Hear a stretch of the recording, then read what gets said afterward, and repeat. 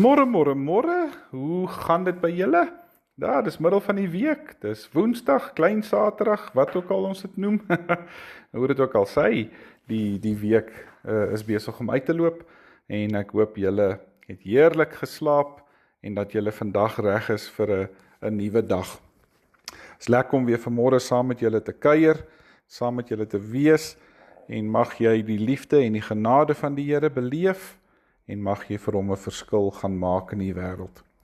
Ek wil graag vanmôre vir julle uit Lukas 12 lees en ek lees vir julle vers 3 en 34, maar by vers 33 lees ek die tweede gedeelte wat Jesus 'n opdrag gee. Hy sê hier, skaf vir jou 'n beursie aan wat nie leeg raak nie. Is dit nie mooi nie? 'n onuitputlike rykdom in die hemel, waar geen dief dit kan bykom en geen mot dit kan verniel nie. Waar julle skat is, daar sal julle hart ook wees. Weet julle, hierdie dierbare land van ons, maak almal van ons baie moedeloos op tye.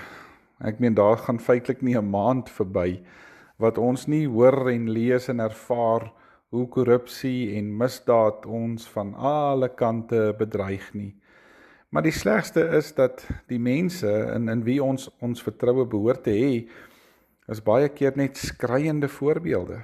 En natuurlik moet ek en jy alles in ons vermoë doen om dit te voorkom, en ons moet ook nie ons te erg teen allerhande negatiewe goed verset nie, want dan gaan jy net negatief wees. Maar ek dink belangriker is as ek en jy dalk vanmôre die volgende vraag vir onsself moet vra. En die eerste vraag is, leef ek elke dag 'n eerlike lewe in alles wat ek doen of sê? En volgende vraag, kan ander op my woord staat maak? Lewer en doen ek wat ek beloof het? Derde vraag, bid ek genoeg dat die magte van die bose verbreek sal word en dat die goeie sal wen? En nog 'n vraag wat ons kan vra, hoe kan ek in my daaglikse lewe 'n voorbeeld stel van iemand wat regverdig, eerlik en toegewyd is aan die regte dinge? En dalk 'n volgende vraag, hoeveel van my energie en my tyd bestee ek aan die dinge wat van my af weggeneem kan word? En hoeveel tyd en energie bestee ek aan die dinge wat nooit gesteel kan word nie? Weet jy dat die beursie van die hemel, wat ek en jy het nie gate in nie.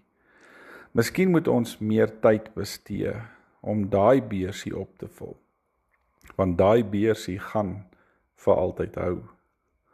So waar spandeer jy jou tyd, jou energie en jou geld? Kom ons maak ons oë toe, dan bid ons saam. Jou dierbare Gees, kom leer my om in die regte prioriteite te leef. Ek vra dit in die naam van Jesus. Amen. Baie dankie julle almal. Ek hoop julle het 'n wonderlike en 'n mooi dag verder. Ons praat môre weer. Totsiens.